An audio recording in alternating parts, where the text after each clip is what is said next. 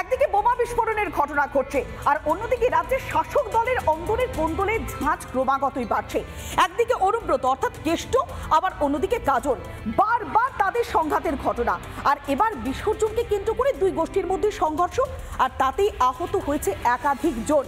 ইতিমধ্যেই দফায় দফায় জিজ্ঞাসাবাদ করা হচ্ছে, কিন্তু এখানেই প্রশ্ন, বারবার অন্দরের কোন্দলে কেন জেরবার হচ্ছে রাজ্যের শাসক দল?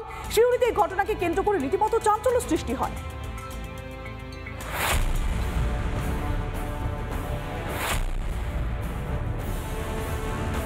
বীরভূমে কেষ্ট কাজল দ্বন্দ্বের বিরাম নেই। পুজো মিটতেই ফের প্রকাশ্যে কোন্দল।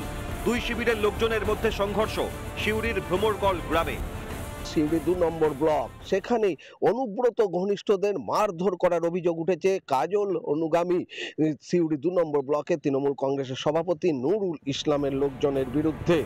শুক্রবার রাতে বিসর্জনের শোভাযাত্রা বের হয় ভ্রমরকল গ্রামে। স্থানীয় সূত্রে খবর, সেই শোভাযাত্রায় জোরে বক্স বাজানোকে কেন্দ্র করে প্রথমে কথা কাটাকাটি, পরে সংঘর্ষ বাধে। ঘটনায় আহত হন বেশ কয়েকজন। তাদের সিউড়ি সুপার স্পেশালিটি হাসপাতালে ভর্তি করানো হয়। ওই ব্যক্তিগত কারণ নুরুল ইসলামে যে আমি আমার সঙ্গে নেই, আমার সঙ্গে আসতে হবে।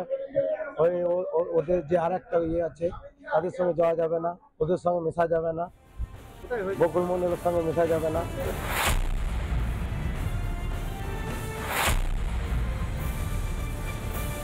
দেখুন, আগামী দিনে করে খাওয়ার লড়াই এটা, সেই কারণে এই লড়াই 26-এর নির্বাচন যত আসবে তত বাড়বে। এরা কার কত শক্তি বাহুবল কত আছে এটা জানান দেওয়ার ব্যাপার।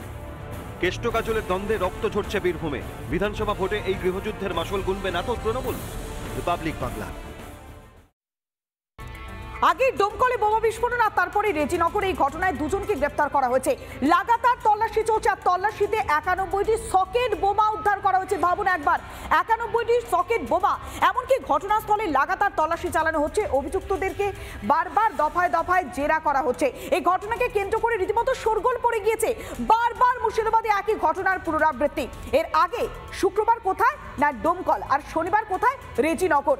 আর এমনভাবে বিস্ফোরণ ঘটলো যে ঘটনাস্থল অর্থাৎ যেখানে বিস্ফোরণ ঘটেছিল সেখান থেকে 5 কিলোমিটার দূরে, সেখান থেকে দেহ উদ্ধার করা হয়েছে। ভাবুন একবার, বিস্ফোরণের তীব্রতা ঠিক কতখানি ছিল, কতখানি তীব্রতা থাকলে 5 কিলোমিটার দূর থেকে দেহ উদ্ধার করা যায়।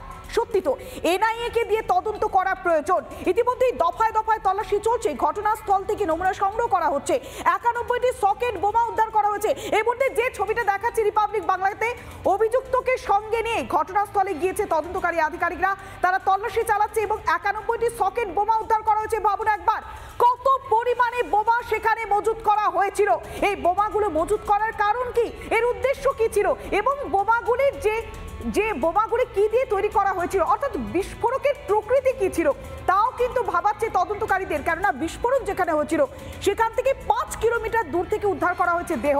অর্থাৎ যে বিস্ফোরকের প্রকৃতি, অর্থাৎ বিস্ফোরণের যে তীব্রতা অনেকটাই বেশি ছিল, তা কিন্তু প্রাথমিকভাবে অনুমান করা হচ্ছে। বোমা বাঁধতে গিয়ে বিস্ফোরণের ঘটনা ঘটেছে, এমনটাই কিন্তু প্রাথমিকভাবে অনুমান করা হয়েছে। কেননা বোমা বাঁধতে গিয়ে মৃত্যু হয়েছে ওসমান শেখের, যার দেহ উদ্ধার করা হয়েছে কোথায়, 5 কিলোমিটার দূর থেকে। অর্থাৎ বিস্ফোরণের পর দেহ উড়ে যায়, ভাগীরথীর পাড় থেকে দেহ উদ্ধার করা হয়। অর্থাৎ বিস্ফোরণের তীব্রতা যে অনেকটাই বেশি ছিল তা সত্যি বলার অপেক্ষা থাকছে না। এখনো পর্যন্ত লাগাতার তল্লাশি চালানো হচ্ছে। এই মুহূর্তে সেই ছবি দেখাচ্ছে রিপাবলিক বাংলাতে এক্সক্লুসিভলি। নানা ধরনের কন্টেন্ট দেখার জন্য লাইক করুন, শেয়ার করুন আমাদের ফেসবুক পেজ, সাবস্ক্রাইব করুন আমাদের ইউটিউব চ্যানেল। পাশাপাশি অন্যান্য ব্রেকিং নিউজের জন্য অবশ্যই চোখ রাখুন রিপাবলিক বাংলায়।